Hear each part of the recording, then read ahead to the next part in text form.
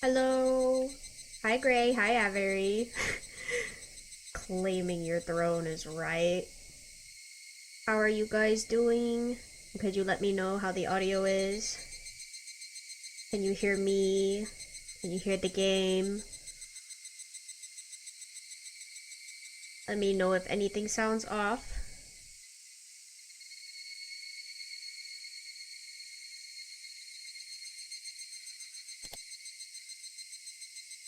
Maybe a bit loud. I can lower it. I lowered them just a smidge. Let me know if that's any better.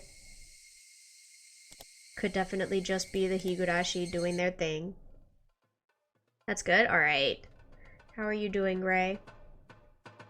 First Lieutenant Tomitake, I'm glad you're safe. We were so worried that we couldn't get in touch with you. Tomitake was making a call from a telephone booth outside of Okinomiya. The phone lines around there were on a different network than the ones the mountain dogs had sabotaged. That was why he could make the call. Tomitake had called Tokyo immediately. He told Tokyo that there were some spies from the mountain dogs within Tokyo's research division, which is how they found out where he was. He also told them that he was captured, but that he had escaped. He had told them that they were fooled by the diversion, and they were on the mountain as they spoke. While he was captured, Major Takano, the ringleader, had hinted at the existence of masterminds he was working for, etc. Very excited. Feel like this is either the last or second to last. Oh, let's go! Emotes in the background, let's go. How's your Higurashi presentation going? I'm so excited for that. I've been so invested into the plot that I gave Avery like a Higurashi plot in a nutshell right before stream. I just info dumped on her. But good luck with the emotes. I'm excited for those too. Yeah! I tried to convince her to actually like listen in, but alas. It's so long. How many slides are you at? While he was captured, Major Takano, the ringleader, had hinted at the existence of masterminds before, etc. He explained everything that he had learned thus far. Please take control of the Idia Institute immediately. They've already fired repeatedly, and it'll only be a matter of time before the villagers find something out. I urge you to give the command for the Bloodhounds to take action. Hello, this is Oka from the Research Division. I'm glad you're safe. The Bloodhounds are already standing by in the air, approximately 30 kilometers south of Hinamizawa. We've been requesting an order to move in, but the higher-ups are stubborn and don't want any problems, so they've been hesitating. 42! Oh my gosh, wait, how far have you gotten? Is it done, or are you still working on it? But if you're safe, then that makes things simple. I'll tell them what you just told me now. I'm sure they'll approve the operation immediately. The Bloodhounds will arrive within 20 minutes. Hey, we just got an arrest order for Major Takano and First Lieutenant Okonogi. We also got the orders to secure the Idia Institute, as well as to disarm the mountain dogs. All thanks to you. Great job. Tomitake walked out of the telephone box. I have 2 more arcs to summarize, and then I can dissect that and make the PowerPoint curse with spinning images. Amazing. Let's go. I'm very excited. Is everything settled? Yes. The Bloodhounds are moving in. They're already standing by in the air and should arrive within 20 minutes. How powerful are they? These Bloodhounds, that is. The Mountain Dogs are a multi-purpose unit, largely deployed to preserve secrecy, but the Bloodhounds are elite units specially trained to do battle. Both their skills and their equipment are far superior. Things will be taken care of very quickly. Akasaka looked at his watch. It was about 12:30. The Bloodhounds would arrive in about 20 minutes. Akasaka remembered how hungry he was. It was lunchtime already. If he was brave enough, he would head to a noodle shop, and by the time he was done, everything would have ended. For the mountain dogs, who fought well until the last possible moment, it was ending rather too soon. They were in an area where rice fields and a residential area mix. It was the border of Okinomiya. The sun was covered by a thin layer of silver clouds, and a cool breeze was blowing. It looked like it might even rain a little. The 2 of them couldn't even remember how many times their lives were threatened that day. They wanted nothing more than to let the rain soak their bodies. After a while, Akasaka spoke. So what do you think, Tomitake-san? What do you mean? I think I'll go back to Hinamizawa. They're still fighting. Yeah, that's true. But are you sure? We are safe here. Rika-chan is waiting for me. I haven't kept my promise yet. Okay, then let's go back. I actually have something to take care of too. I was thinking of going back anyway. Akasaka-san, have you been on a helicopter before? I have a permit for one. Where are you gonna find a... What? They watched the breeze blowing over the rice fields for a while, then returned to the bullet-ridden car. The car started up quickly, and they drove it back the way it came. It was only noon. There was still plenty of time before the Watanagashi festival began. Clouds covered the sky, and it suddenly grew cool. It was going to rain a bit, according to Okonogi's intuition. He already knew that their enemy had broken through the blockade, but he hadn't told Takano about it. By then, it really didn't make a difference if she knew or not, and he also wanted to reach the top of the mountain. Okonogi was only thinking about one thing. He was thinking about the enemy's commander, who made the day so horrible for him. He just couldn't accept his defeat until he saw the enemy's commander face to face. The battle was already lost. They just had a princess who didn't think they had yet. With the rest of the mountain dogs fall into the traps and ambushes, Okonogi had ordered all units except his own to fall back from the front line and into the vehicles. The only ones left to go on were the very determined princess, Okonogi himself, and a handful of exhausted members of the mountain dogs who could barely walk.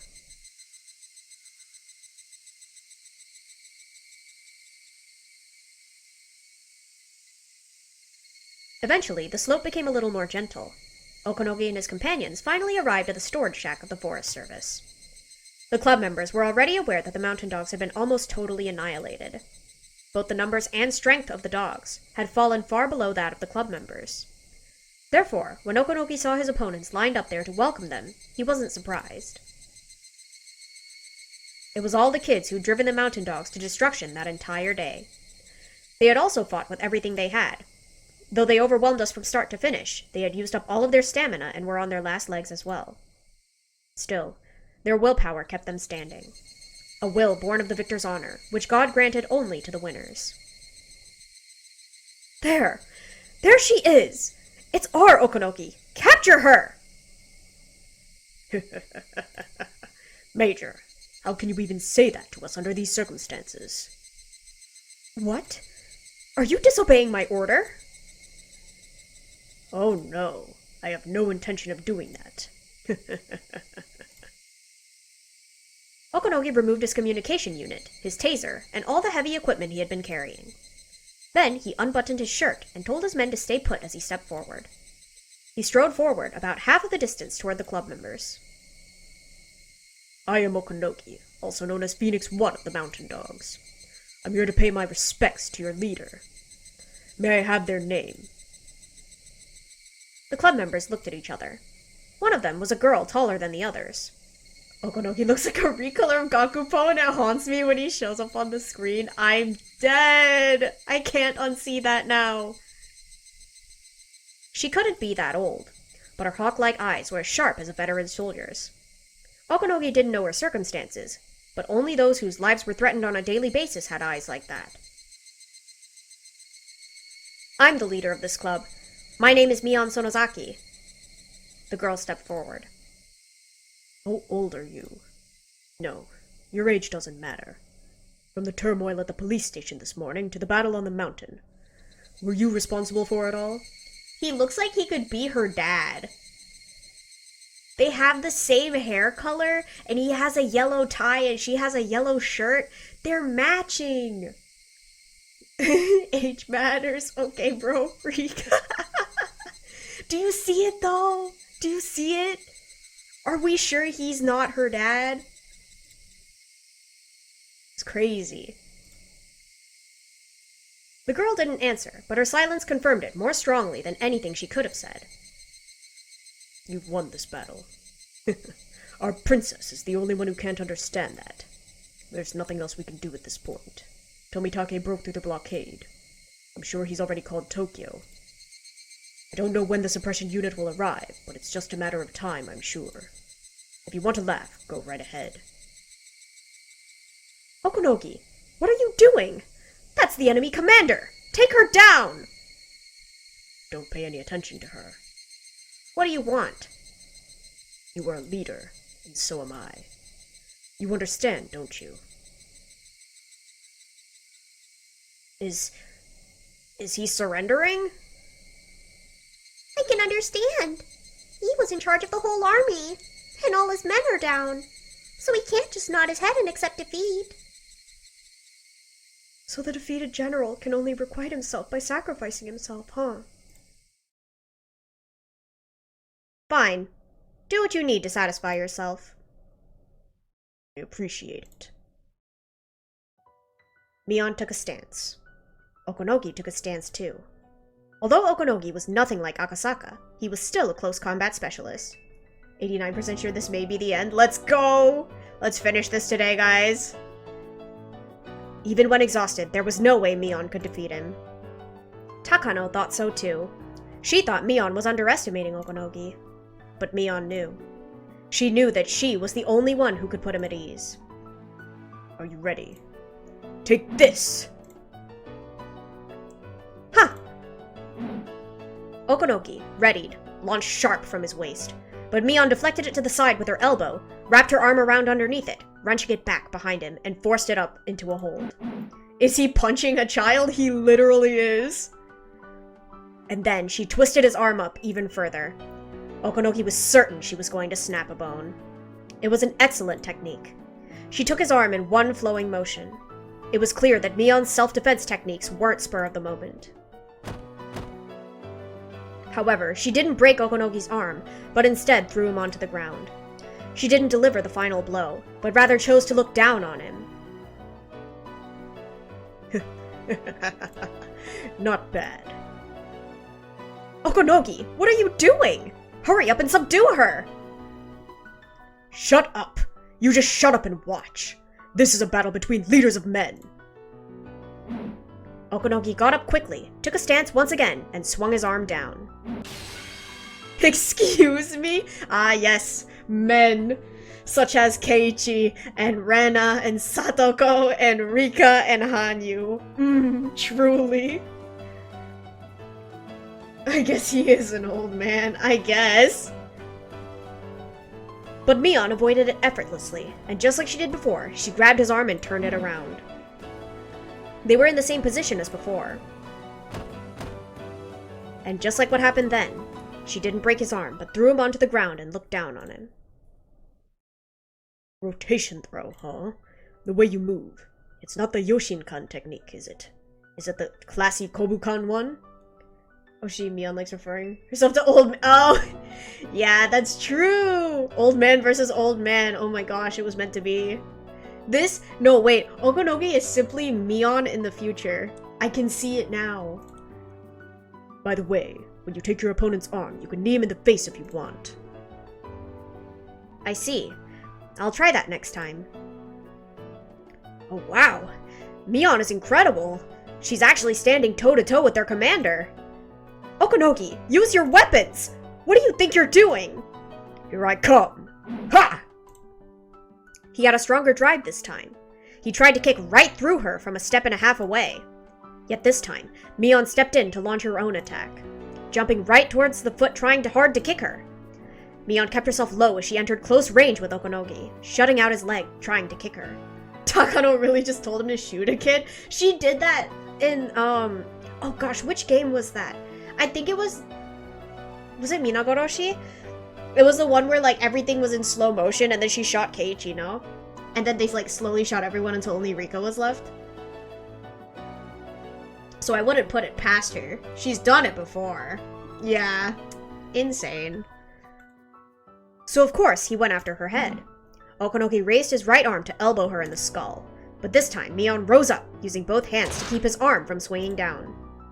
Unlike the flowing motions from earlier, this was simply a contest of strength. His physique was overwhelmingly superior to hers, so she couldn't win that test of strength. But suddenly, Mion let go and allowed Okonogi's elbow to come down. Then she stepped to the side. It's another repeat of before! Okonogi's arm was held to his back and he ended up in the same position. But what came after was different. Okonogi's face lowered as Mion lifted his arm up high, and then she swiftly brought her knee into his face. It was exactly the technique that Okonogi told her about just earlier. And once again, he was down on the ground. That's it. You learn quickly, don't you? Loser. I want to know if he's letting her do this, or if he's, like, actually trying and is just impressed with her. Like, I can't tell. You know strategies, tactics, and combat. You already have everything you need to be an effective commander. You should have been in my position. Maybe a bit of both, maybe. You should have been the one to lead those mountain dogs. Huh. Sorry, I never want to be a leader of a shady unit like yours. Mion scoffed. Okonogi took it with a smile, too. He wasn't trying to be humble. It was just his pure reaction. You're right. You shouldn't waste your talent on Japanese unconventional warfare units. I bet you could lead in the SAS, Delta, Spetsnaz, whichever you join, you'd be one of their best. In any case... SAS? Delta Force? Lame! All of that is just way too boring. Yeah, I guess you're right. You're right. Then tell me, what kind of folks do you want to be CO for? I'm not interested in being in charge of any units at all. Being a leader's fine. A leader? Mion the communist? No! This is crazy. The leader of the British Intelligence Service, huh? That's fitting. No way. Listen, there's only one club I want to lead. That's the club in our Hinamizawa branch school. I'm not interested in games without penalties. The Magician of Words, Keiichi Maebara. Seeker of all things adorable and cute, Rena Ryugu. Trapmaster Satoko, and the charming enticer, Rika-chan. And last but not least, our newcomer, Hanyuu Furude. The penalty is death, Mion? This is so true. That's crazy. She did not think this through. I'll never find anything more fun than playing with them, even if I search this entire world. No wonder. No wonder we couldn't win. With her as their leader, there was no way we could have won.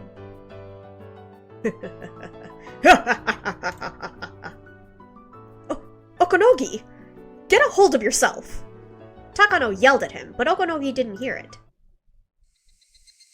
Are we finished with the warm-up? This next one is for real. You're going to die. Be ready for that. Come on. I'll give you a fitting end. Something you've been wanting all this time. Good enough. Here I come! Okonogi took about 5 steps backwards and breathed deep. His body twisted as he gathered all his spirit into his right fist. Just as he said, this next attack would be for real. He was putting everything he had into this one final blow. Mion narrowed her eyes, preparing to parry the blow with her side. The sky began to stir. They both felt raindrops on their foreheads. Why does he look like that? Here I go. I'm gonna kill you. So come get me, okay? Whenever you're done praying, go right ahead. That one tense moment was suddenly brought to an end. Anime Samurai Core, he really is Gakupo. I'm dead. Whoa! Dash forward from a low position, just like a runner from a starting line. Then he added the twist from his body into that blow, as his right arm roared with all his power. A bolt of lightning punctuated that moment in time, burning the moment into our eyes. In that moment, Mion's stance hadn't changed at all. No, maybe she moved like lightning in the moment it struck. We had to recall the moment burnt into our eyes to review the scene. Okonoki had swung with his right fist, which had enough power to shatter Mion's bones. So what if 100% of his power was directed back at him in a counterattack? And then he falls to pieces like he was cut with a sword. True! When the lightning struck, Okonogi's body had been flying through the air. It was a legendary technique in Japanese martial arts, passed down in judo and aikido. The air throw. It looked as if one is being thrown without his opponent even touching him, a miraculous technique that occurs at lightning speed. Of all the techniques Mion possessed, It was the most sublime, advanced technique she could administer on the defeated General Okonogi. The feeling of freedom while flying in the air is more memorable than the impact of hitting the ground. Supposedly. When Okonogi hit the ground behind Mion, a heavy rain suddenly began to fall. And just as it did, a massive helicopter appeared from the other side of the mountain. The helicopter's rotors stirred up the air and blew away the raindrops like in a tornado. The rotor sounded much like a tornado, too. A rope uncoiled from the rear of the helicopter, and soldiers came sliding down it, one after another. The onlookers were stunned for a moment before realizing what they were seeing. It was the Bloodhounds. The Bloodhounds that Tomitake had called in. Having realized how bad the situation had become, Okonogi returned to the other members of the Mountain Dogs. Nothing was going their way anymore. The Mountain Dogs ran down the slope and disappeared into the woods. They dragged Takano with them, who couldn't understand what was going on. A voice echoed from a speaker attached to another helicopter circling around the mountain. To all staff of the EDA Institute, today at 12:30 p.m., the Institute's independent authority was frozen and is now under the control of the Bloodhounds. As of the same moment, HQ has ordered complete disarmament of all EDA Institute staff. All Mountain Dogs are to disarm themselves immediately and gather at the parking lot of the EDA Clinic, or the storage shack at the top of the mountain. Failure to respond accordingly will result in discipline under not only civilian law, but under self-defense force rules as well. Bloodhound members continue to slide down the rope from the helicopter. Even at a glance, they were very different from the Mountain Dogs. They were armed more heavily, and the guns they had were much larger. Such things clearly differentiated the two units. Does this mean we have won? I don't know. I've never seen this before, so I don't know if we really did. Satoko and Rika sat down and hugged each other. They were both soaked in rain, but they still sat down in the mud. Poor Rika, I know. She's finally free. Mion stood solemnly in the rain as the leader of the winning team. The Mountain Dogs had abandoned the field. They all ran away with their tails between their legs. Keiichi and Rena ran over to Mion. Mion! I can't imagine Takano lets this go so easily. I sincerely doubt it. But, like, what else can she do, right? She's kind of powerless by herself. Mi-chan. It's over. Yeah, our club activity is over. Rika-chan is safe. Everyone else is safe. Mi-chan, it's our victory. You led us this far, Mion. It's all thanks to you. But Mion didn't seem to be listening to Keiichi and Rena. Instead, she mumbled to herself. I like punishments. Eh? Club activities can be cruel, huh? We fight to decide who's the loser. So that means everyone looks down on whoever does lose, right? We don't look down on anyone. We just do the punishment and that's it. Where is Hanyuu? Yeah, where is she? Yeah, we do the punishment and that's it. We all enjoy laughing at the loser and then forget about it. That's why I like what we do. We all laugh, including the one who came in last. Nobody gets hurt. We all laugh and then we're done with it.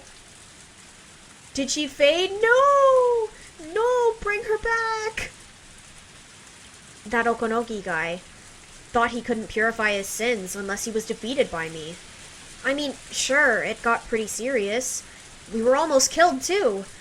But it's all over, right? The game is over. And even though it is, there's no punishment for the Mountain Dogs. Mion might have realized something when she threw Okonogi. Keiichi didn't think anybody else could understand that. I don't know what you're trying to say, Mion. Forget about him. It's all over for them anyway. Yeah, you're right. Everything is all over now. We're all alive. Nobody got seriously hurt. So let's enjoy our happy ending. That's right. Nobody got hurt. It really is a happy ending. While they hadn't yet confirmed Shion and Kasai's safety, they were correct. It was the happy ending they had all been fighting for. However, Mion was still thinking. She only understood the reason for that in the moment the thunder struck. But as soon as the flash of lightning disappeared, her understanding vanished as well. All she could remember was that she noticed something very important, and that shortly after she completely forgot about it. She could only feel a great sense of loss. The Bloodhounds soon surrounded the club members. At first, they thought the club members were their enemies, but when Tomitake appeared, he explained the whole situation. I'm sorry, an elite unit looking at a group of kids going, "Oh, enemies! Who taught you?" The commander of the Bloodhounds appeared to beg the club members not to say a word about anything, as it was a politically sensitive incident. It was amusing to see a man like that beg while carrying all those weapons. Of course, they had no intention of talking to anyone about it. Tokyo is questionable facts. Once it had ended, it all felt like a bad dream. If, on the following day, someone asked them what they'd been doing, they might not even remember it. This day was that unrealistic for them. So even if they were asked, they wouldn't say a word. Rika-chan, I'm glad you're safe. Akasaka, I'm glad you're safe too. Meep, meep, meep. It all worked out great too. Are you all right? The clinic has been occupied by the Bloodhounds. The mountain dogs are all surrendering too. Dr. Idia and a boy he was hiding with have been put under the Bloodhounds' protection as well. Coach safe too, is he? I'm very glad about that. Wait, a boy? I do wonder who that could be. Satoko, you're stupid. Oh my gosh. Perhaps Tomita-san or Okamura-san were injured. Satoko, I'm very happy for you. Rika's smile made it clear on what she had gone through. Someone could only smile like that after a long and exhausting struggle. She doesn't believe that her brother is still alive. Satoko's a doubter. Tut-tut. Satoko had no idea what that smile meant. How much time would be needed to make her understand? Still, Iria will do something about it. For certain, he will bring Satoko's Nini back home. That's right, Satoko. You haven't taken your shot today, have you? You can't forget about that. Quite true. How troublesome that I can't forget about the shot even in this situation. Satoko seemed to have no idea that her medication was connected to the syndrome. Perhaps she was already aware, but pretended not to be. The whole thing with Teppei and him threatening to burn his room was because she believed he was still alive. She's just dumb. Yeah, true. Rika vowed to herself that no matter how long it took, she was going to witness with her own eyes the moment her best friend finally parted with her tragic past. You know, Teppei wasn't in this timeline, which means he's still alive somewhere. Should we be concerned about that? At least I only need to take this shot twice a day. It was 3 times for the previous one. Right? Like, what if he just shows up? What's gonna happen? Satoko also had no idea that Satoshi was involved in the development of her medication. Iria had said that Satoshi, as a specimen, had contributed much to Satoko's treatment. Even while asleep, Satoshi longed to ease the burden on Satoko. And those feelings must have influenced Satoko's medicine somehow. Satoko had to inject herself in the stomach. For privacy, she ran into the grove of trees to give herself a shot. There was no danger in her doing so. One after another, the Bloodhounds dropped down from the helicopters. Each helicopter must have carried at least 20 to 30 soldiers. There was one helicopter at the top of the mountain, 2 more halfway down the slope, and 2 more halfway down the slope. Troops were pouring out of all of them, leading to the impression that the entire mountain was under the Bloodhounds' control. Nobody fired their weapons even once. The mountain dogs had no choice but to surrender. It wasn't raining hard at all. The sky should clear up after about 20 or 30 minutes. It was the volatile weather typical of early summer. Satoko soon returned and spoke to her best friend. Rika, I haven't seen Hanyuu-san around. She was here a moment ago. Thank you! Where is she? Huh? Hanyuu? Hanyuu? Where are you?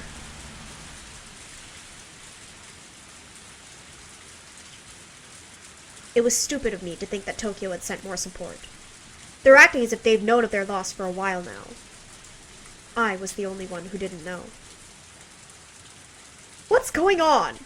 Tell me this minute, Okonogi! This is it. They're the Bloodhounds. Tomitake called them in. The Bloodhounds? I've heard that name before, but aren't they similar to the Mountain Dogs? Why aren't you fighting back? You've gotta be kidding me. We Mountain Dogs are simply a counterintelligence unit. On the other hand, the Bloodhounds are a real combat battalion.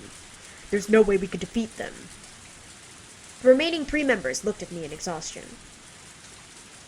Why are they here in the first place? We captured Tomitake. Are there more spies? Who are they? Major, the clinic was attacked earlier. Haven't you heard the First Lieutenant Tomitake escaped? One of the 3 spoke up. Oh, that wasn't Okonogi. One of the 3 spoke up timidly, but Okonogi signaled him to shut up. Nobody told me this. When did that happen? What's going on, Okonogi? Wasn't there a blockade exactly so that they couldn't escape the village? They aren't even responding to me anymore. I've been left behind. I'm the only one who didn't know. I'm being left out. The members looked at Okonogi, waiting for his command. Nobody's waiting for my order. Nobody even cares about my orders. Commander, there's a radio call from the command vehicle. One of the members handed the intercom to Okonogi. This is Phoenix 1. Commander, final orders from Cuckoo. Execute Cuckoo. Cuckoo. Roger that. The Bloodhounds have us surrounded. We're being advised to surrender. What should we do? Command vehicle. No. Ota and Adachi. Good work. You're cleared to surrender. Disarm yourselves and follow the orders of the Bloodhounds. Roger that, Commander. All units, listen up. The command vehicle has been compromised. The clinic is probably in the enemy's hands as well. We've lost all our backup as well as equipment. All teams have been wiped out. I'm sure everyone is disarming themselves. The Mountain Dogs have been completely defeated. Not yet! Get in touch with Nomura-san in Tokyo. The Bloodhounds? So what? She'll send in a unit who could beat them immediately. Ara's still alive. We can activate the final operation. I must let Nomura-san know that. We have to restore communications with Tokyo. We really shouldn't have cut the telephone connections.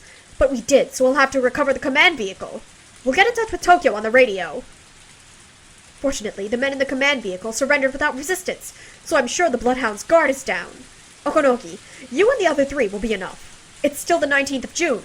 The operation starts on the 21st? Or is it supposed to be the 22nd? We still have time! We'll manage, Okonogi. Go recover the command vehicle immediately.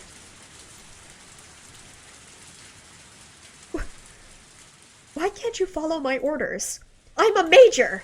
I'm your superior! Why are you listening to Okonogi but not me? Major, didn't you hear what the helicopter said earlier? We've lost. There is absolutely nothing we can do anymore. What are you saying, Okonogi? Are you already giving up? You saw that Ara's alive, didn't you? What happened today was all because of the rumor that Ara's dead. But she's alive! That means today didn't happen. We can still use the emergency manual. As long as the Queen Carrier is alive, all we have to do is kill her, and then we'll have 48 hours to execute the manual. Major, it's far beyond that point already. Tokyo doesn't care about the Queen Carrier or the 48 hours after death. Our final operation is a complete failure. Our clients must be running around desperately trying to destroy evidence. Our job here is done. I commanded the Mountain Dogs for about 10 years. It was a valuable experience. But it's all over today. And Major, your job is over too. What?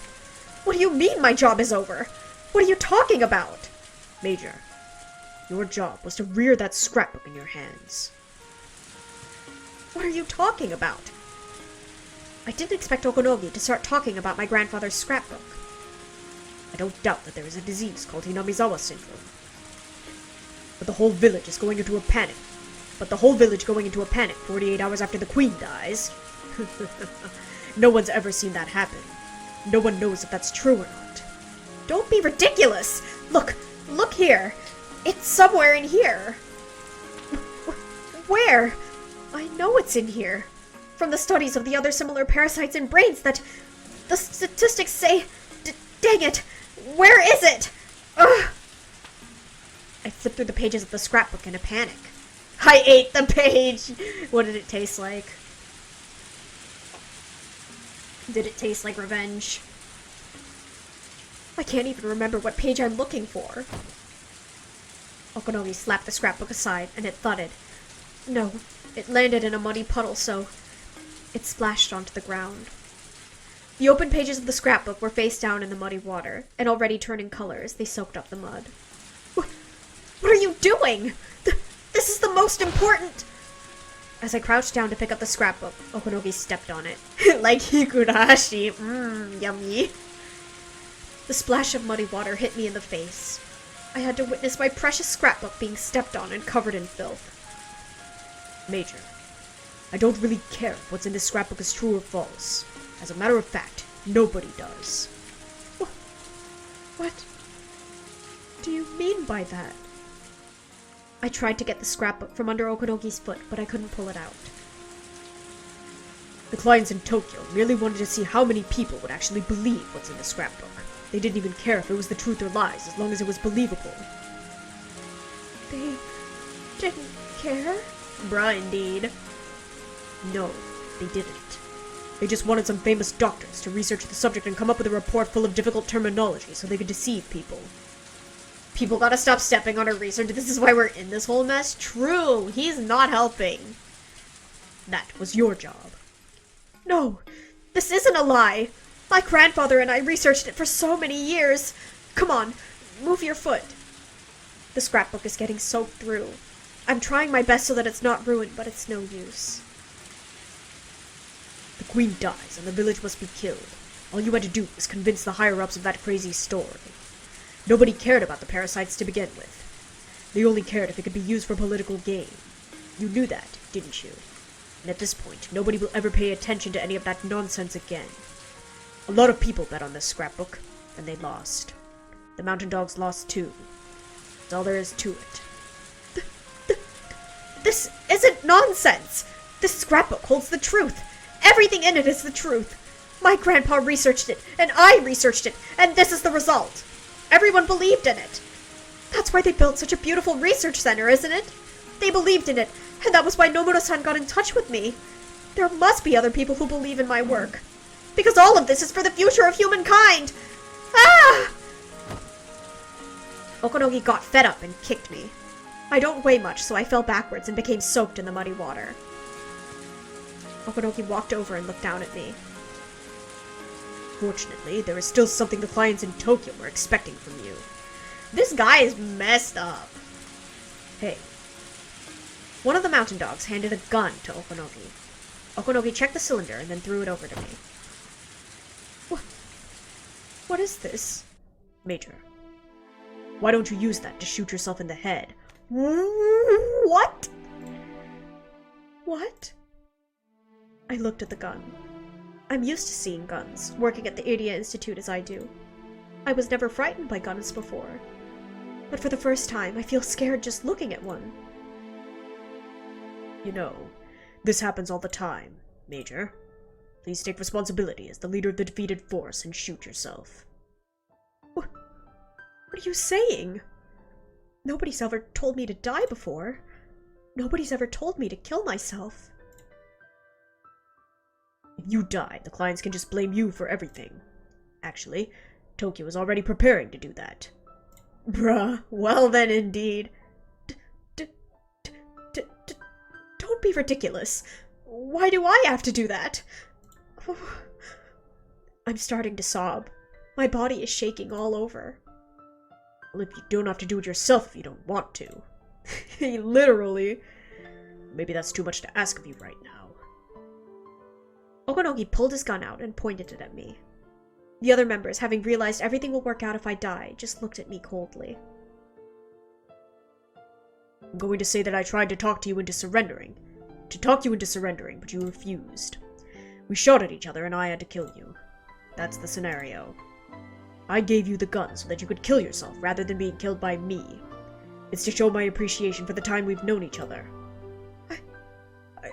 I don't want it to end like that. No. Who came up with this plan in the first place? I don't want this! It was your dearest friend, Nomono-san from Tokyo. He had a plan for damage control in case the final operation failed. Nobara-san's codename is Cuckoo, and yours is Baby Bird, isn't it? Do you know where cuckoos lay their eggs? What? Cuckoos lay their eggs in other birds' nests. Once they hatch, they kill the young of the original owner by pushing them out of the nest and then take it over. The baby birds on the ground are left helpless, and they usually end up eaten by mountain dogs. I used the money I got from Uncle Koizumi to pay the mountain dogs, thinking I gained a reliable ally. I always thought that, although Okunoki was barbaric, he was very reliable.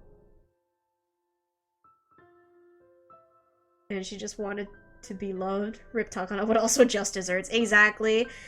After everything she did, she has this coming, but it still, like, feels bad, because she's, you know, she's a person. She's flawed. Very flawed, but, like, she didn't know either for, like, some of it. But it also feels bad to feel bad for her, because she was a really horrible person. But my nest had been taken over. Major, you never had any allies to begin with. All you had to do was exactly what the clients in Tokyo wanted you to. But now it's over. Now you need to exit the stage. Take it. It's your precious scrapbook. Hold that in your left hand and pick up the gun with your right. This is what you get for doing unethical science? Very true. And trying to murder off an entire village. That's messed up.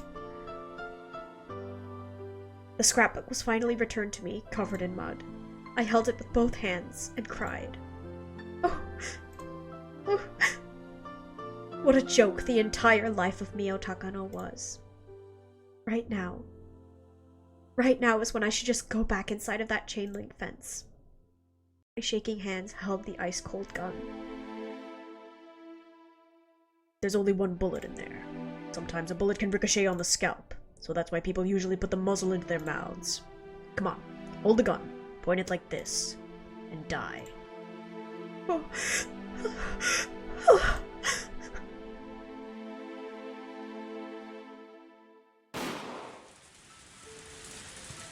She doesn't need a tutorial. Oof. In the hills of the mountain, a single gunshot echoed. With that gunshot, members of the Bloodhounds rushed in. Okunogi and the other men raised their hands in surrender. Is she actually dead? There's no way, right? There's no way. Major Takano was with us, but she refused to surrender. She tried shooting at us, so I had to fire a shot to intimidate her. She gets a questionable 07. It's halfway there. Retriever 7 to leader. We arrested the First Lieutenant Okunogi and 3 other members of the Mountain Dogs. Major Takano is on the run. Her footprints are heading southwest, but the brush is too thick and we can't go any further. Oh, 4.5, yes. 3.5? 3.5. But she's not dead. She's not dead. She's running. Requesting backup. Major Takano is armed. I repeat, Major Takano is armed. Retriever leader to all units. Major Takano is on the run. She's armed, so be cautious. This is wild, I know. Patrol the area and force her out. I'm running through the mountain, covered in dirt, and still holding the muddy scrapbook. I keep falling because of the mud, and branches and tree roots continue to torment me. I lost one of my shoes, so I decided to get rid of the other shoe too. This isn't the first time I've had to run like this. This isn't the first time I've run barefoot. This isn't the first time I felt such pain on the soles of my feet. This isn't the first time I've cried like this. I repeat, Major Takano, disarm yourself and surrender. You can't escape. The Mountain Dogs have surrendered. You have no more allies. The helicopter above my head is calling out my name. I crawled into a hollow tree. I held my knees and hid. The last time I ran barefoot like this was a very long time ago. My feet are bloody and swollen, and I can no longer walk. I can only cry as I bite the corner of my scrapbook. Ew! Girl, it's muddy! Man, why do I feel bad for her? I mean, she's been through a lot. Like, she really has. And it's so sad that she never had any true allies. Even if what she was doing was messed up. Sadness and humiliation fight for dominance in my heart. When I feel sad, I cry. And when I feel humiliated, I scratch myself to calm my anger. Tomitake, lock in! Come here! Get your girl! I still have the gun in my right hand. The one with a single bullet in it. I have to kill myself. My death is the only thing that can bring it all to an end. Killing myself is the only way to go back to that day. But when I look at the scrapbook in my left hand, I'm assaulted by sadness and fear. I don't want to die. Oh, I don't want to die. Just die. Atone for your actions with your death. I recalled the look in Okanoki's eyes. I know I have committed sins. There are so many sins. Too many of them. There are more sins than I can possibly atone for. But do I have to die for them? No. I don't want to die.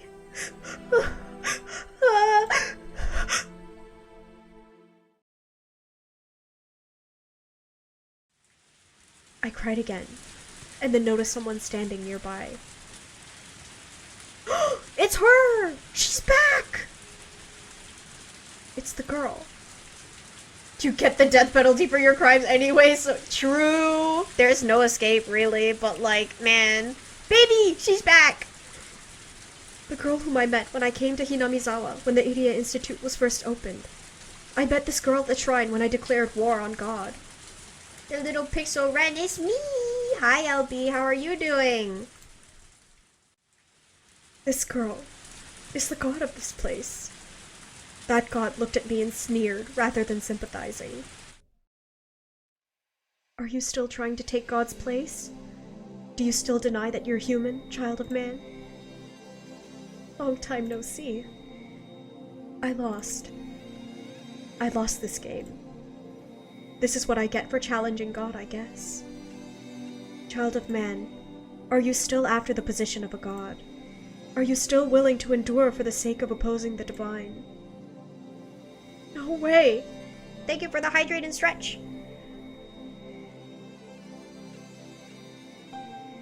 Big stretch.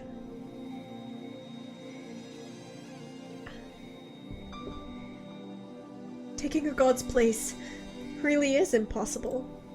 Child of man, listen well. I will show you the way to godhood.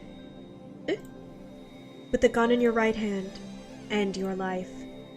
The position of a god requires no flesh. Don't expect people to recognize your existence. Being a god is lonesome. You, foolish child of man, wanted to become one. Is that still what you desire? Are you telling me to shoot myself with this? That's it? Something that simple would make me a god? That's so simple. Then what is this? What have I been doing all this time? You shouldered the sins of many others. You purified all their sins by sacrificing yourself. Your courage will be praised, and you'll be allowed to take a seat among the gods. What's that?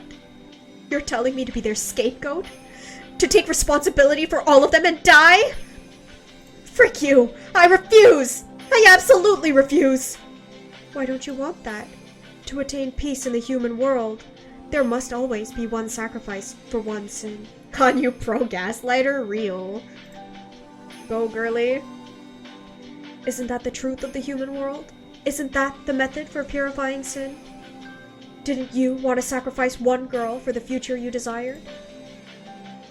What are you talking about? I don't understand anything you're saying. You don't, because you're a human. You don't even know how stupid you were to even want to become a god. I do. I don't want to die for other people to become a god. No way! I don't want to become a god at all. I am fine with being human. I just wanted someone to forgive me for being that way. That's all. But, why is this happening? Then how will you purify this stain? How will you pay the price? Why? Why does someone have to take the blame?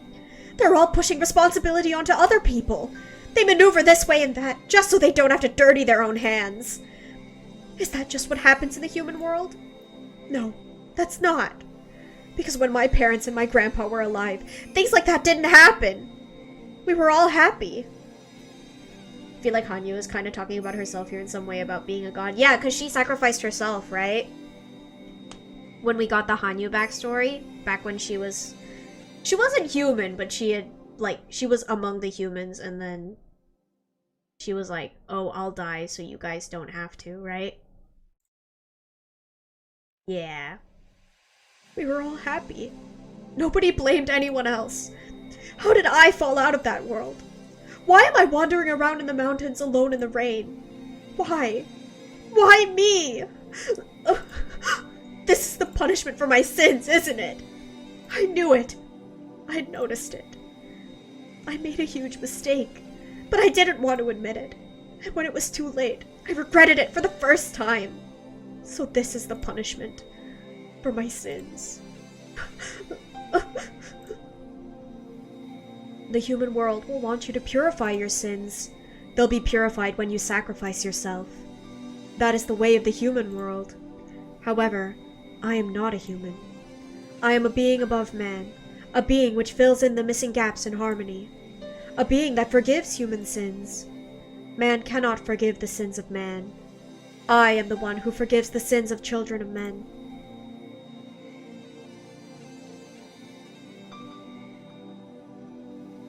I forgive you. Demanding a sacrifice be paid for sins isn't the way of the human world. It's the way of the demons. So this is not the world of man. This is a world of demons created by man, and the demons infesting them. Humans cannot end the way of their world. So I became a god to grant that end. It was over 1,000 years of pain. I wanted to come down from this place. I desired a world where God doesn't need to make peace. And finally, after 1,000 years' time, I have found that fragment. Come, child of man. I will forgive your sins in my name. Kneel and repent. Ask for forgiveness, and then you shall receive it. God will forgive you. God will forgive your human sins. The god in the form of a little girl walked up to me and reached out. As I knelt and looked down, she touched my head.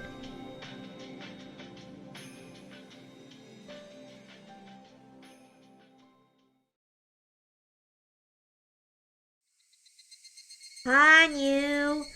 Hanyuu! Where are you? Hanyuu-chan! Answer if you can hear us! Good for Hanyuu. Hanyuu is doing her thing. I heard voices in the distance. And then I saw a girl standing in front of me. She's one of Mion's club members, my most hated enemies. Crap. She's found me. The rain had already ceased. I decided to come out of the hollow tree. After the rain, it had grown so humid, I was starting to sweat all over. I'm soaked in sweat, mud, and rain. I feel filthy. I've been bitten by mosquitoes and my body is itching all over. This is why I hate the mountains. Don't say a word. I pointed the gun at her. The girl just looked at me calmly as if she didn't see it. At the very least, she did follow my order. What should I do? Should I take her as my hostage? I only have one bullet. How long can I keep running for? Hanyuu! Where are you? Dang, she really is lost. There she is. Hanyuu-san! Hanyuu, where have you... I really am unlucky to the end. Or maybe you could call this a kind of luck. At the end of it all, I managed to get some vengeance. Do you know what this is? It's a gun. Don't you dare move. The tables have turned now. Dang it. Why now? Ma'am, literally, we don't feel bad for her anymore. We don't. Mion-chan, if you don't want anyone else to get shot, step forward. No! Don't do it, Mi-chan! You were given the opportunity to be forgiven, huh? I know. What does she want? Mion stepped forward quietly. She certainly has a lot of courage. No wonder she's their leader. Thanks to you, I've been ruined. Some scary men on the mountain want me dead. They won't forgive me. But I can't just go out like that. At the very least, I want some revenge. Huh. I know you only have one bullet in that gun. Girl, you ruin yourself? Literally. That's right. But that one bullet could kill Mion-chan, couldn't it? Takano, are you going to shoot her? Don't move! If you do, I really might just fire this gun. Don't any of you move. Just stay behind me. How courageous. Is this some spirit of self-sacrifice? Rather be shot yourself than letting your friends be shot? Well, it's not that easy to kill someone with just one shot.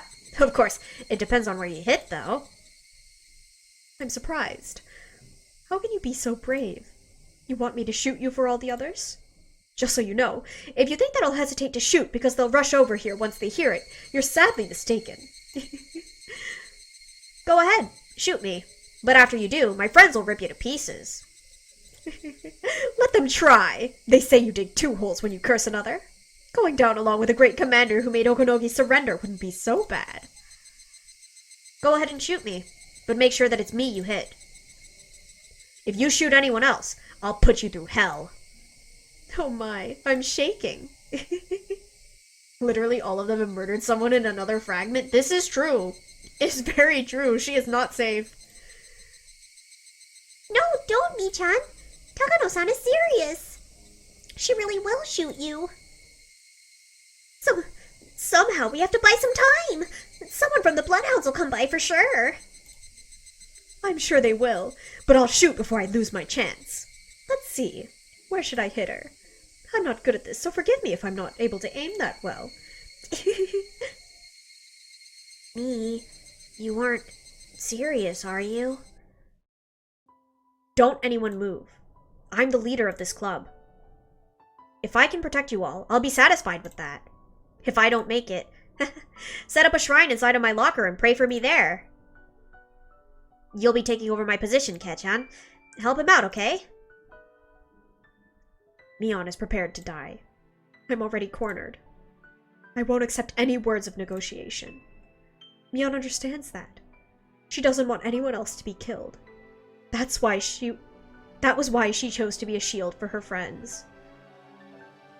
That was an easy decision to make for her, because none of her friends would end up hurt. If she ends up just getting injured, that would be a stroke of luck as far as she's concerned. Even if she doesn't make it, she thinks that's far better than seeing any of her friends die. And that's why Takano will shoot. Even though she understands Mion's noble intentions painfully well, it's too visceral for her to accept. So she'll shoot. I will pull the trigger. With all of the absurdities of the human world riding on that bullet, I will shoot her! You all play games often, right? Have you ever played Old Maid? No. We play Old Bachelor, though. They use the same rules. The human world is just like a game of Old Maid. Everyone's trying to foist the Old Maid onto someone else. It's a game that seeks to determine not a winner, but a single loser. The sacrifice. You see, I picked the Joker. But there's nobody else to pass the card to. That's why I'll shoot you as my revenge. You know, I'm kind of surprised she's not going for Rika.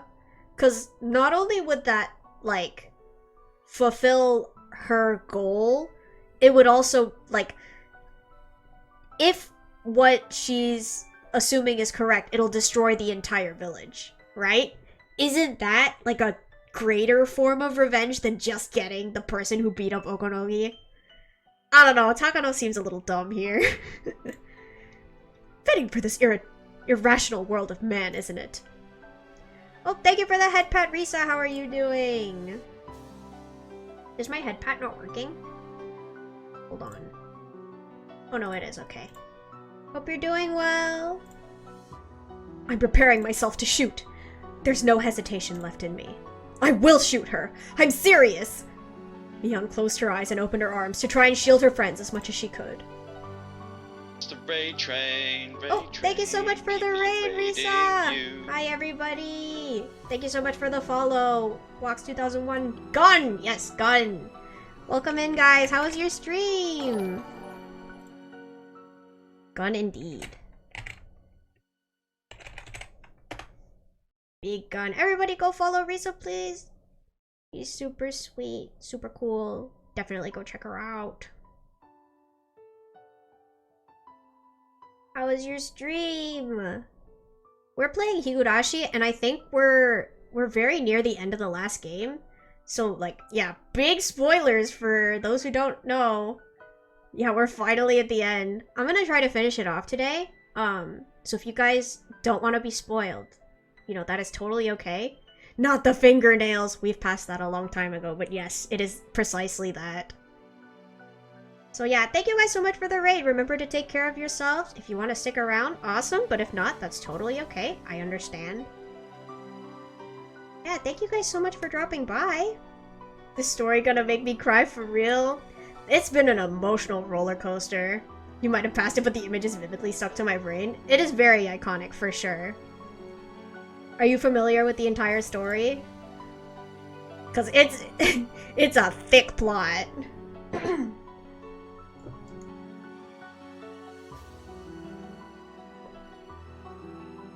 Also, I will read in between reading chat, so feel free to say things. I will see them usually after I finish a dialogue piece.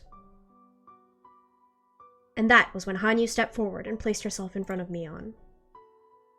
Hanyuu! Get back! Brave Mion, I've witnessed your courage. That's more than enough. I read the summary of Wikipedia but never took the time to experience it fully. I highly recommend it if you like reading. It's a really long read, but it's a really good read. I don't know how accurate the anime is because I haven't watched it, but yeah. Oh, bye-bye, Risa. Thank you so much for raiding in. Good luck with whatever you're doing. It is such a good story. It really is.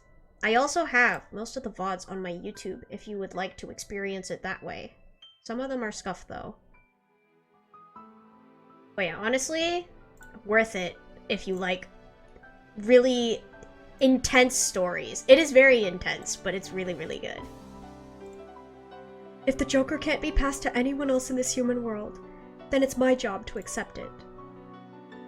Hanyuu, what are you... Rika, I had a lot of fun in this world. Thank you for letting me join the club. It was so much more fun to be in it than to just watch. So thank you. I enjoyed myself. I was so happy spending time with all of you. Hanyuu, no, my baby girl is leaving me!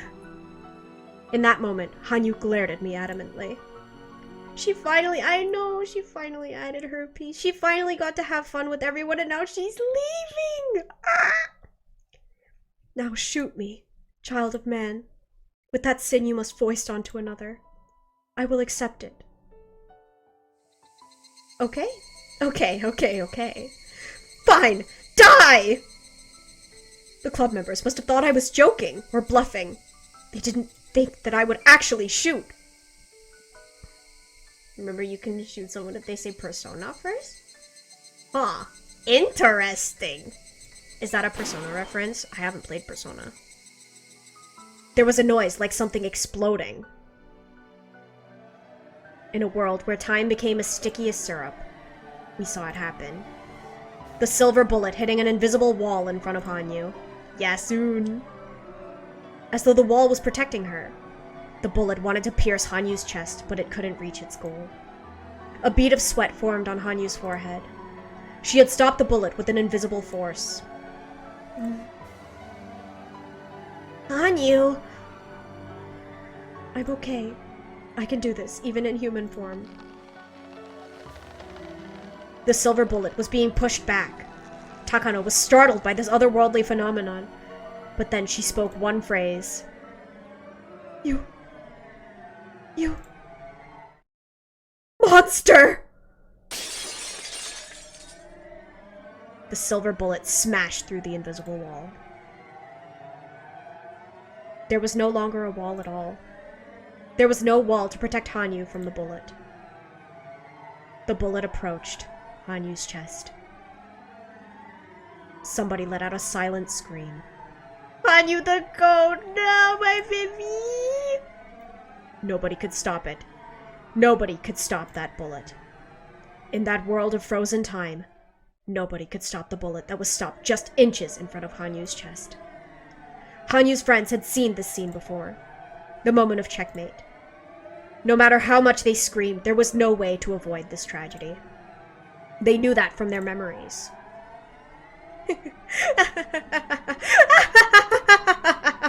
You'll die for sure! Think about the good old times as much as you want! When you're finished doing that, the bullet will pierce your chest! Drown in your own blood! Unless I was prepared to do so, I wouldn't be here. Hanyuu thought that this would take care of everything. Hanyuu wasn't supposed to exist in the first place. She would leave the stage and the rest of the cast would stay unharmed. This is how it's supposed to be. But in that moment, something happened to surprise even Hanyuu. In the world of frozen time in which nobody could move, Rika reached out and put her hand on the bullet that was stopped in midair. How could she move? Even Hanyuu couldn't move. Why could a mere human like Rika grab that bullet? Don't be so surprised. You've already learned about that. You've learned about how to make a miracle happen. A lot of amazing things happened today, but none of them were worthy of being called a miracle. If we all believed in each other, it was supposed to happen. Therefore, I will perform a real miracle in this very last moment. I am the reincarnation of Oyashiro-sama after all, so let me make a miracle happen at the very end.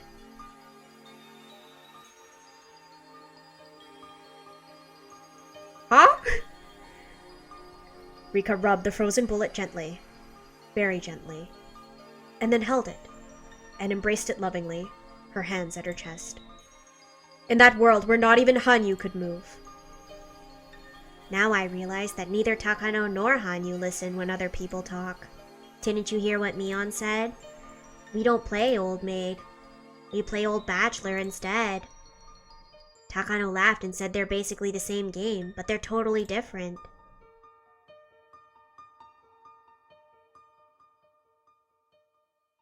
In Old Maid, a single joker, an unharmonized element, is added to a full harmonized set of cards, and people try to foist it onto another. But in Old Bachelor, one card is removed from that harmonized world, and everyone foists the unharmonized fragments on each other. It's different than having a joker, because everything would be in harmony if there wasn't something missing. Players try to get rid of something in both games, but what they try to get rid of is very different. In our game, the loser is left with one last card too. I can understand how Takano thought they were the same thing. But they are different, because in our game, if the missing card was added back in, there would be no loser. Hanyuu, the missing card in this world where someone has to foist their sins onto another, has joined the game. So this game has no losers. Yet you're still trying to take one card away? What a waste of a miracle. This world doesn't need a losing card. That is the answer I finally reached after a 1,000-year journey, trying to find a miracle. The answer's always been there. It was there in the very first game of Mion's club.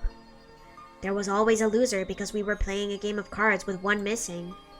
If we could fill in for the missing card by believing each other and helping each other, then it would complete a full deck of 52 cards. A complete world without a loser. A complete world where no one is left out. Nobody has to stay out of the circle. Nobody has to cry or be burdened with sins. A world where everyone holds each other's hands and forgives each other's sins. When people live, there will be sin. What's important isn't to avoid sins, but to forgive them. A world can only become ugly and twisted when people try to stay pure. Let us accept our sins. Let us all forgive. That's the answer Rika Furude reached. A complete world. A world free from the sins of the human world, where one has to become a loser. Rika reached that as a human being. After an unbelievably long time, she finally reached it. Welcome home, Mother. The frozen time had begun to thaw. There was smoke coming from the muzzle of Takano's gun, so it was definitely fired. However, nobody got hit. Keiichi looked around fearfully to make sure nobody was bleeding. They were all fine. Nobody had been shot. You missed. Serves you right. The tension lifted in Mion's body, and she began to sweat all over. Let's go! How did I miss it this distance? All of the club members thought the same thing. It was a miracle that the bullet didn't hit anyone. The club members had all felt the same way. They were all thinking, if it's going to hit someone, let it hit me. However, Rika Furude wished for a miracle that was far beyond that. Rika wished for a miracle that was higher than self-sacrifice. She wished for a world where the bullet wouldn't hit anyone. She wished for a world where Takano wouldn't be hurt because she shot someone. Footsteps were rushing towards them. Takano tried to run, but she tripped over a root and the scrapbook in her hand scattered everywhere. As she tried to gather up the papers, members of the Bloodhounds surrounded her. All the Bloodhounds pointed their guns her way, and some even poked her with them, but Takano still didn't stop gathering up the papers. Some of the men stepped on the papers, and Takano tried to pull them out from under them. She tried to pull them out, begging them in tears not to step on her precious papers. Major Takano, you are under arrest. So it's all my fault, is it? Ah! The club members, feeling bad for her, looked at the ground. Stand up! Put your hands behind your back. Hey, don't resist! Tomitake, I swear. Where is he? No, no, no, no! I want to take my grandpa's scrapbook with me. No, no! Takano just wanted to pick up the pages of her scrapbook, but the Bloodhounds, thinking that she was just resisting, pulled on her hair to try and make her stand up. Although this was her fate, it was too hard to watch her be treated that way. And then, a noble voice resounded among them. Wait! Radiating with divine light, a man appeared. They all knew this man very well, but they'd never seen him look so determined. He's coming, finally! I'm First Lieutenant Tomitake from the Research Division. I'll take it from here. But sir, we've been ordered by headquarters to bring her back to Tokyo immediately. Can't you tell? Just look at her. Look at all the scars. She's been scratching herself. She must have Hinamizawa syndrome. There were lots of horrible scars on her wrists, arms, and neck. Takano had scratched herself throughout the day because of all the stress. There was no way for anyone to be certain if those marks were symptoms of the syndrome. But when Tomitake said that, it certainly sounded true. But the Major must have been given medication to prevent her from contracting the disease. There's no way she should have it. Haven't you read the report? It says that the inoculation isn't 100% effective. If you'd read the report completely, you would know that these are symptoms of the terminal stage. The Research Division thinks that her treatment should take priority. We must determine if the incident was truly her will or if she became delusional due to the syndrome, leading someone to take advantage of that situation. We have to be very, very certain, otherwise it'll be impossible to resolve this matter. Was it her fault, or was it the fault of her disease? It's impossible to determine that right now. To make sure, she has the right to receive treatment, and she's obligated to let herself be treated. Jiro-san.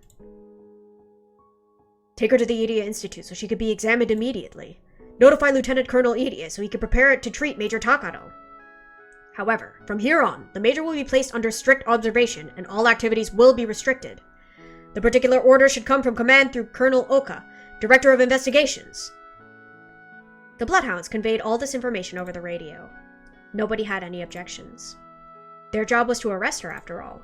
Any interrogations or investigations after that were the job of the investigation. The theme is playing to this is the end! So if those were the orders from investigations, then that was that. Tomitake walked over to the muddy figure of Takano. Jiro-san. Jiro-san. Takano buried her face in Tomitake's chest and cried. Only Tomitake and Takano knew the meaning of those tears. Sorry for being late. I'm here for you. Jiro-san. Jiro-san. You're not as bad as you think you are. You can start over. You can start your life over as Miyoko Tanashi. I'm going feral. committed too many sins. I shouldn't be allowed to start over. I should be dead. Otherwise, the weight of my sins will... Well, that's true. Your sins may not be so light. But don't worry. I'll be with you. We can atone together. Let's atone for Mio Takano's sins. And let's bring back Miyoko Tanashi together. Until then, I'll be right here with you. Can I continue to live? Can I live? Everyone tells me that if I die, things will work out. But can I still live? Are you saying I'm allowed to live? Can I be forgiven? The world may not forgive you, but so what? I'll forgive you. So let's live. Death can't atone for sins. You must live and ask the world to forgive you, and then start your life over. Then you'll remember. You'll remember what kind of person you used to be. What kind of smile you used to have. After a while, Takano was taken to the Idia Institute in handcuffs. She was, however, handcuffed with her hands in front of her. She was holding the scrapbook. Tomitake had cleaned the mud off of it. The downpour from the early afternoon had passed. The cicadas began singing again, reminding everything that this was a normal June in Hinamizawa. It was so hot, despite being June. And the sky was brilliantly clear. Someone asked someone else the time. She looked at her watch. It was 3 p.m. The Watanagashi festival would be starting at 5. It was almost time. Even from there, the Furude Shrine could be seen. There were red lanterns hanging all over. Once the sun went down, those lanterns would be lit. It was almost time for the Watanagashi festival. And with that, everything would end. When the Higurashi cry. The game that stretched across different worlds has ended, and what the winner obtained after their victory is that the game ended without a loser. Hanyuu was prepared to leave after the game was over, but she was still there. She was allowed to be there. In other words, she wasn't the card that was taken away. The card that was taken to play their game of Old Bachelor was no longer there. The breeze rustled Hanyuu's sweaty, messed up hair. She was dumbfounded. Rika went over and stood next to her. She didn't need to say anything. She only smiled at Hanyuu. That girl had pretended to be a bystander, but decided to step onto the stage. And then, she thought that was enough and tried to step off of it. With those memories of her bright time on stage, she tried to step off, but someone grabbed her sleeve and stopped her. She was told that she could stay. Then she realized she was still on the stage, and she didn't have to leave after all. There was a spot for her on the stage, and she was no longer a bystander. And that was an unbelievable miracle. She didn't even exist in the script. Nobody needed her to be there. But the miracle had allowed her to stay. She's staying! They're not taking her. You suffered so much during your journey. This miracle isn't even enough to repay you for what you've gone through. Nipa. Oh. This is more than enough. This miracle is more than enough. Rika smiled at Hanyuu one more time and passed her what was in her right hand. Hanyuu felt something cold and hard. What was it? Hanyuu slowly opened her hand and looked at it. It was the bullet Takano had fired. This was the proof of their miracle. It was the proof that Hanyuu could exist there. It was the proof that they could be together forever and ever. It'll be dark soon. It's time for the festival. Oh. We'll have so much fun together. You can't just watch us anymore. I'm sure there'll be plenty of punishments to torment the poor newcomer. I don't have to just watch the Watanagashi festival, huh? That's right, because you don't watch a festival. You enjoy it. Were they testing the speakers? It was still bright outside, but there was music playing already. The cheap, dubbed BGM collection of festival music could be heard from the Furude Shrine in the distance. It sounded so exciting to her. This was what she had wanted to join in on all this time. Rika held her hand. Let's go together. Let's go to the Watanagashi festival. All of us. Together. Yeah.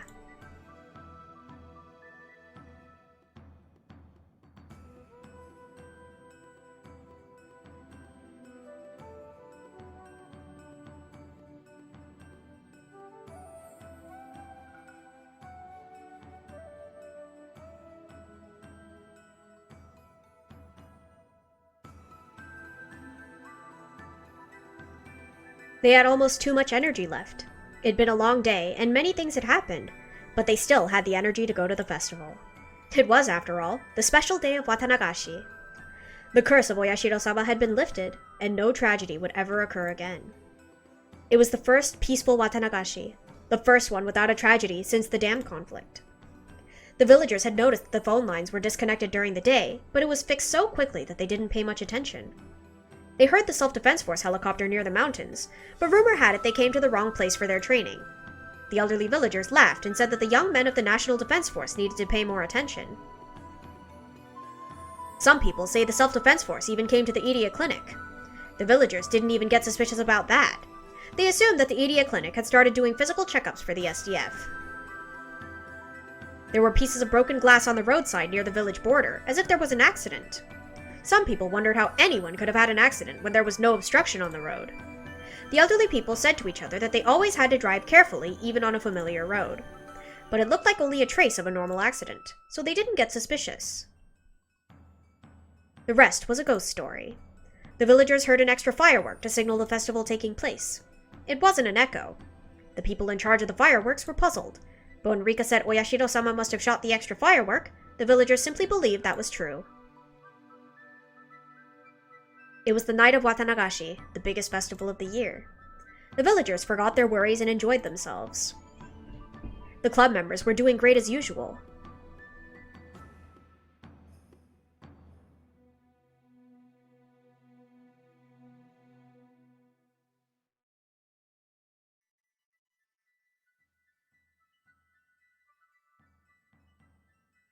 Idiot, leave! He does not need to be here. He has a job to do.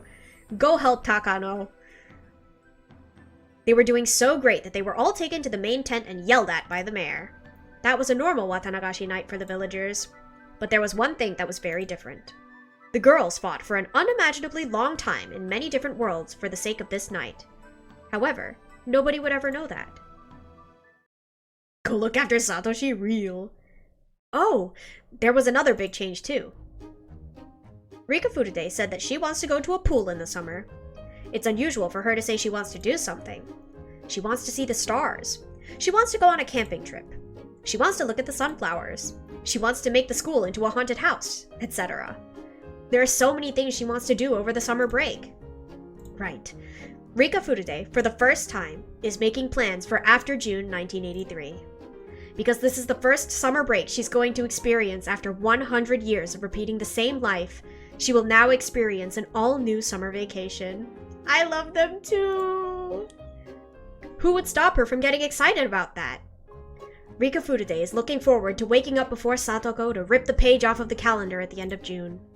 Rika Furude's infinite future has begun. There are infinite possibilities, yet she can only make one choice. But that's why it's a great world. Let's talk for a moment about the people who fought with Rika Furude. Mion Sonozaki has vowed to study hard so she can continue her education after the summer break. According to Keiichi, even that may not be enough time for her. However, how can the legendary club leader, Mion Sonozaki, fail an entrance exam? She will more than likely find a way to get into the school she wants to go to. Hopefully it isn't an illegal one. Anyhow, she's looking forward to enjoying her final summer break, so she has tons of plans. The club members can't get away from Mion even during the summer. Once you're involved with her, she'll always find a way to get at you. No matter how much you want to be alone, you'll never go back to spending a boring summer by yourself. Keiichi Maebara has been asked by Mion and Chie-sensei to be their next class president. He was also asked to be the next club leader too, but he declined immediately. Keiichi likes the club because Mion runs it. He continued saying that it's Mion's club until she got mad. Keiichi can't understand why she's so angry. Well, Keiichi wouldn't be Keiichi if he wasn't dense.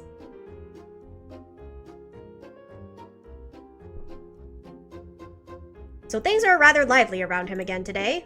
His good name continues to spread, even in Okinomiya. Rana Ryugu is growing more energetic every day too. Angel Mort. We're scared. Satoko, Rika, and Hanyuu spend every day in fear of being abducted by her. Still, she's been acting more mature lately. She takes care of her younger classmates, and she's almost like a mother figure to the class. She's like a mother to all of us club members too. Rena, my beloved, we love her! After hearing that, Keiichi said that he'd be a father for the class. As usual, Rena thought about that too much and blushed. Satoko Hojo is as lively as ever. Sir, he does not deserve her. He does not. She used up most of her traps on the mountain during the battle with the mountain dogs, so she's setting up new ones for the next event. Rumor has it that some members of the Bloodhounds were so impressed with her trap techniques that they asked her for some lessons. There's supposed to be a training area near Mount Fuji, and they asked her to set up her traps there. That's not a very good idea. The Sea of Trees really will become a forest of no return. Keiichi can have Mion, but not Rena, true! Either way, Satoko keeps saying how she wants to fight against the Bloodhounds next. She's invincible. Also, she's become a great cook. That's because Hanyuu's been teaching her. According to Hanyuu, Satoko is a quick learner as compared to Rika. Satoko's dream is to master fried chicken, which is her brother's favorite, and welcome him home with it. I'm the only one who knows this, but her dream may come true very soon. As for her brother, Satoshi Hojo has yet to return home. His condition is unchanged. If there's been any change, it's in Shion Sonozaki. She goes to the clinic on her days off. Nobody knows why she goes there, but she seems to be very happy, so no one pays much attention to it. Mion has teased Shion by saying that maybe she's planning on getting implants, but Shion just smiles. Also, for whatever reason, she's been visiting her relative's clothes shop and buying up all kinds of men's clothing. Lately, she's even started buying more than just men's clothing. But why is she so excited when she visits the clinic with a maid outfit that's not in her size? What? I would die for all of them, even Keiichi. Listen, we've been through so much with them, I understand. EDS, sir! That's what I'm saying. Look, excuse me? Is he wearing a maid? I don't know, and I'm concerned. The truth is shrouded in mystery. The biggest change is probably that Shion babies Satoko nowadays.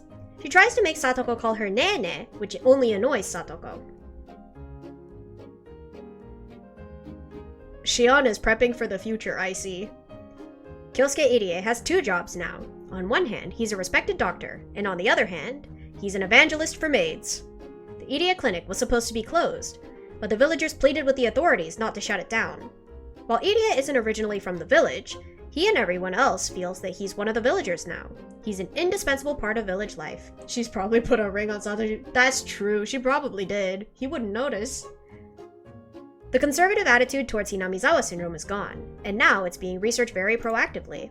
The syndrome is being researched so passionately that hopefully in the near future, all the victims of the disease will be freed for good.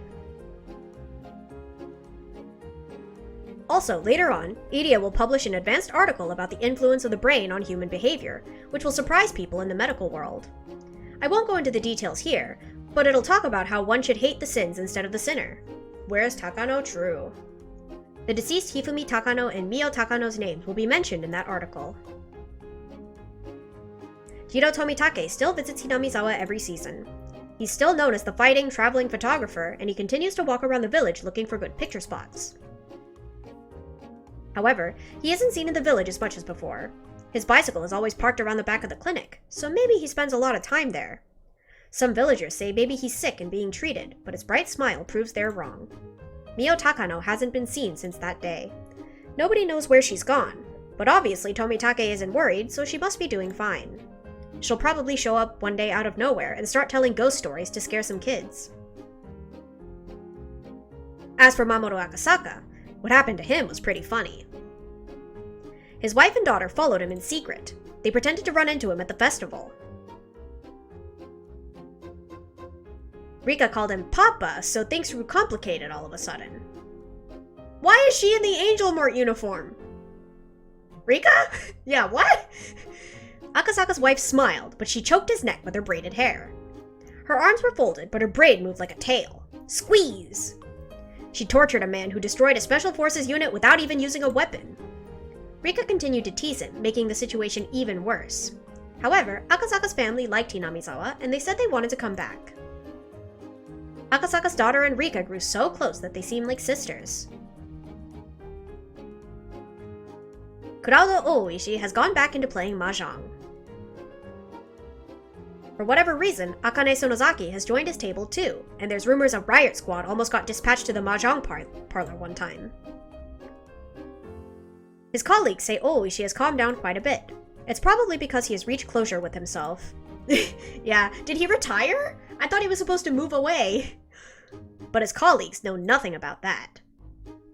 He's planning to move to Hokkaido when he retires, but he wants to come back every summer. His bright second life is waiting for him. I guess that answered my question. Tatsuyoshi Kasai hasn't changed much compared to the others. To some people, this was a life-changing event, but for Kasai, it was just another episode added to his tales of heroics. According to Kasai, this incident was just a little bigger than usual. If this was just a little unusual, then what in the world would be needed to impress him? Shion insists that he'll tell her, but Kasai only tells her that that's a secret. Also, he regretted exposing that part of his past. Shion keeps begging him to tell her all about it, but he simply ignores her. Let me talk about myself too. I, Hanyuu, am doing a great job in my new life as Hanyuu Furude. I'm finally getting better at playing games, and now I'm taking the role of the club's dark horse, a position formerly reserved for Keiichi Maebara. I have a bad habit of believing everything I hear, so Mion and the others always tell me some strange things. Baby girl! Thanks to that, I'm getting tougher, to put it in a good way. Shrewd, to put it in a bad one. But then, I need to. Otherwise, I wouldn't survive in this club. I'm going to continue to learn a lot of stuff through these club activities so I can live in this human world.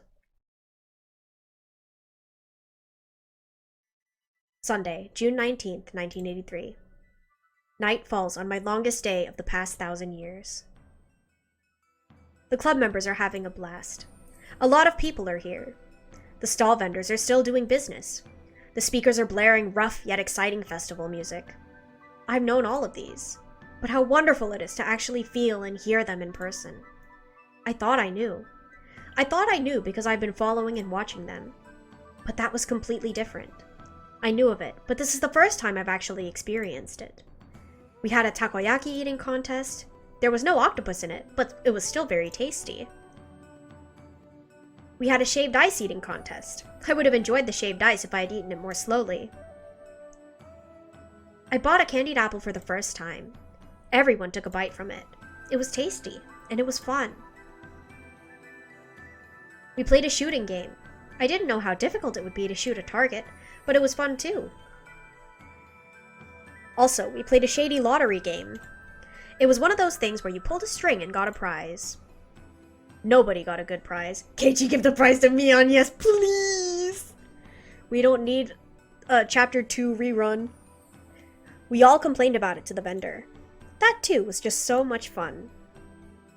Then it was time for the dedication dance. Of course, we go there early, so we commandeered the best seats. I snuck out and stood where I was told to. I could see better than the other club members. This was the spot where the object of worship sat. This was where I was supposed to be during the ritual dance. No, this is where I thought I had to be. But seeing the dance from that spot wasn't fun. Therefore, I returned to where I was and sat with everyone else. They saved me a spot. Everyone rubbed my head while asking me where I went. I apologized by saying, "Oh, oh." That made me very happy. I watched the performance in the crowd of people. It was the best dance I've witnessed in the past 1,000 years. I couldn't keep either my happiness or my tears from flowing out. After the dance was over, a handful of cotton was passed around to all the villagers. We let the cotton absorb all the filth and sins of the past year and washed it down the stream. Cotton is cotton. Obviously, it's not human. We use cotton instead of a human, so that nobody's sad. In other words, this is the way to purify sins without making anyone suffer. Here you are. Oh gosh. This is for you, Hanyuu-chan. Do you know how to do it? Yes, I do. I go like this and drifted down the stream, right? Oh, oh. The girl who gave me the cotton took the letter I from her name during last year's Watanagashi and washed it down the stream. By doing so, she was freed from her suffering and began a new life. We drifted our sins down the stream. It's not the same as pushing our sins onto the cotton. Instead, we wash away our own sins and forgive ourselves. We forgive each other. We help each other. And that's how we create our own story. I put my cotton in the stream gently.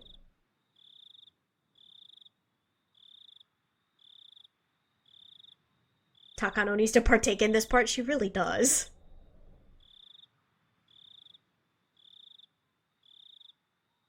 Oh, look at him!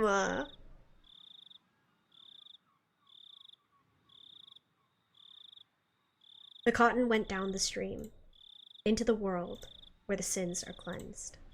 I let my bare feet soak in the clear stream. As I watched the long, long line of cotton flowing down the stream in the dark, surrounded by the people sending their cotton flowing down the wondrous stream. I love them too! Those are my babies!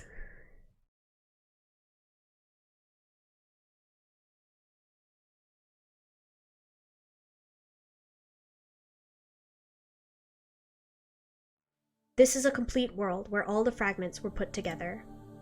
This is an ideal world. What else is there? What else do you need? Hanyuu Furude still wants more. Because we could be even happier than this. We could be happier if we wish to be. Not a long time from now, but in the near future. Then when is it? I told you, it's in the near future. We will be happy then too. See?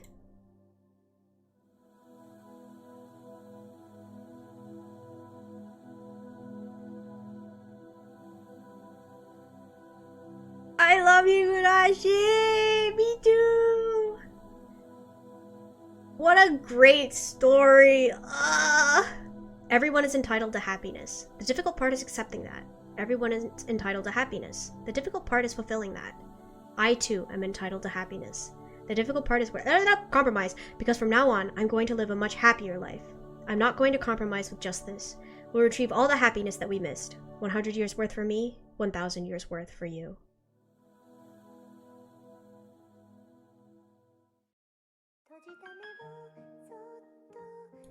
We did it! We did it, guys!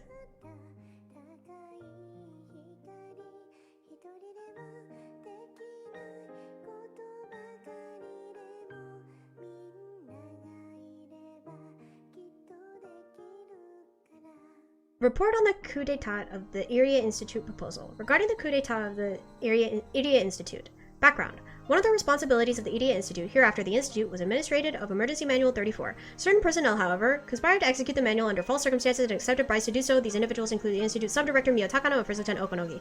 Response. Authorities of the Institute were detained immediately as emergency. I can't read all of this!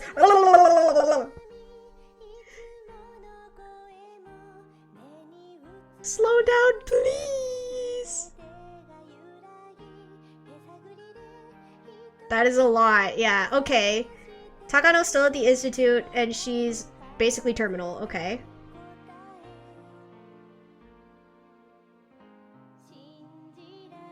Sorry, you guys are gonna have to read this yourselves.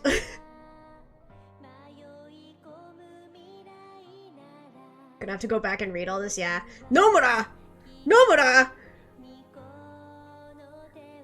That does remind me, we never really dealt with Nomura. She just exists, still being evil, question mark?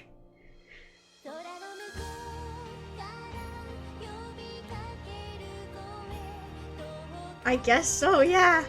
Satogo's uncle too, like, he still exists. Wild.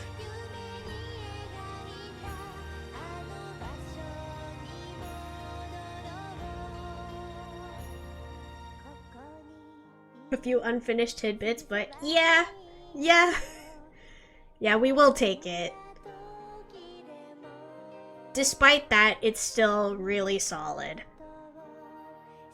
I think there are actually like a couple more chapters but I would have to purchase those separately, so maybe sometime in the future. Because I don't know if they're actually like, yeah, there's a Rei game, and I don't know what that's about. I would be down to play it at some point, though, if you guys are interested. Especially if it, like, ties up all these loose ends. Well, yeah, I don't know.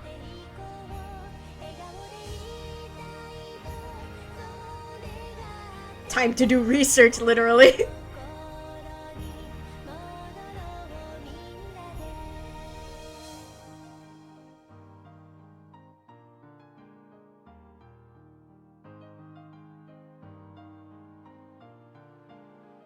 I mean, surely, you know, we've committed so much time to this already. We gotta finish it, right? But we can take a break from really intensive visual novel for a little bit. No, only 2 years, exactly. Just only 2 years.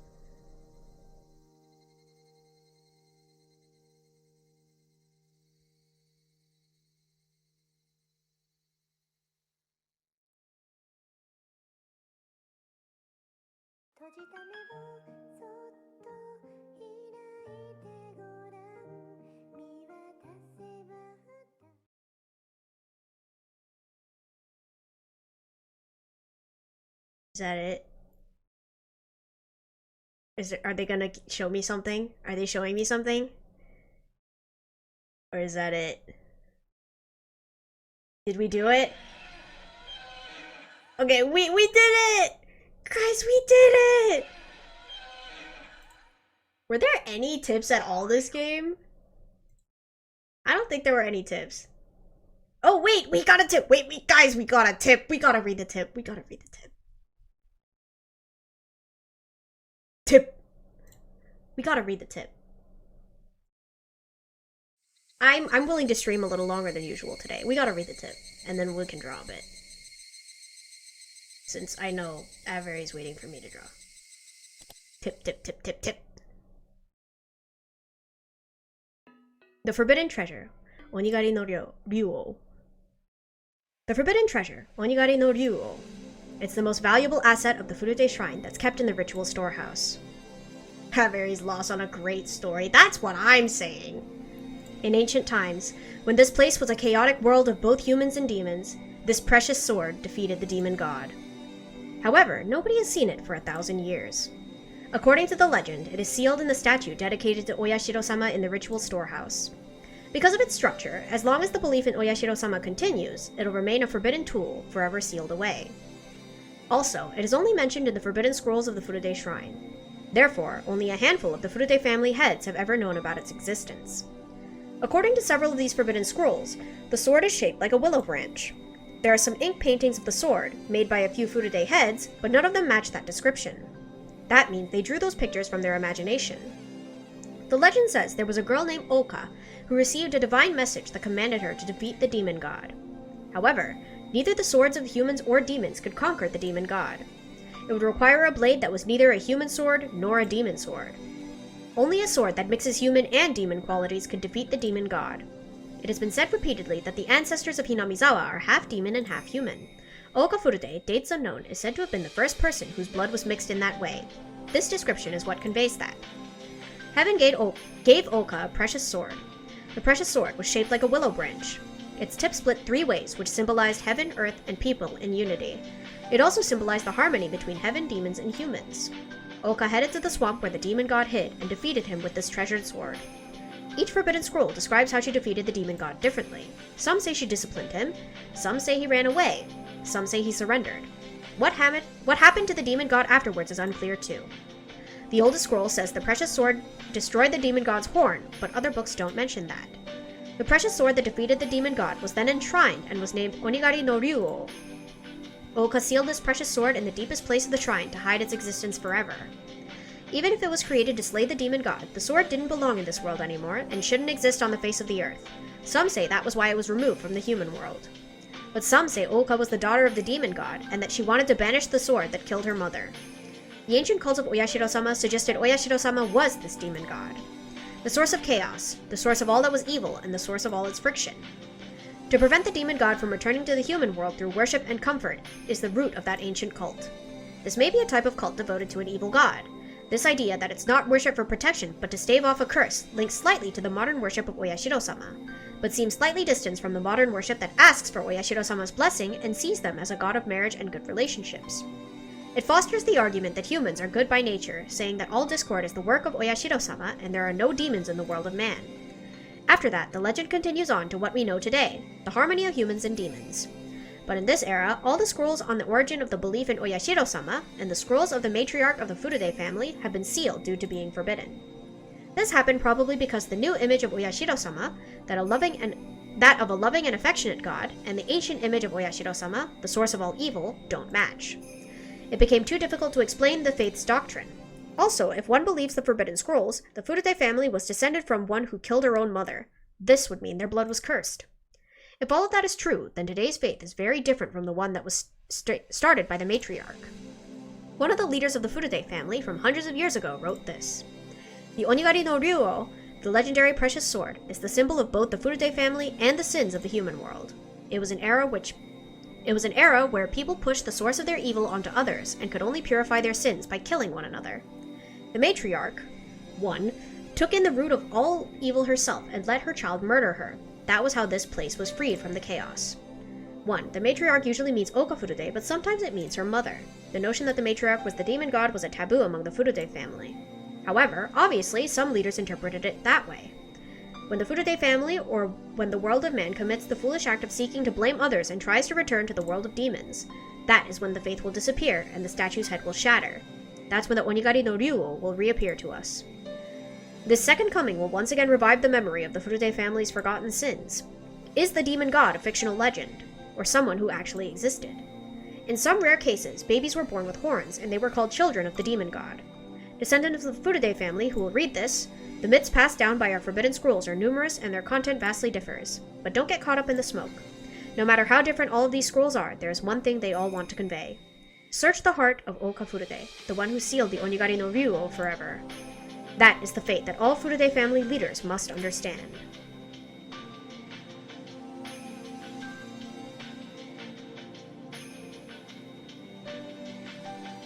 Huh? Yeah, huh? What? What a way to end it. Alright, there we go. We're done.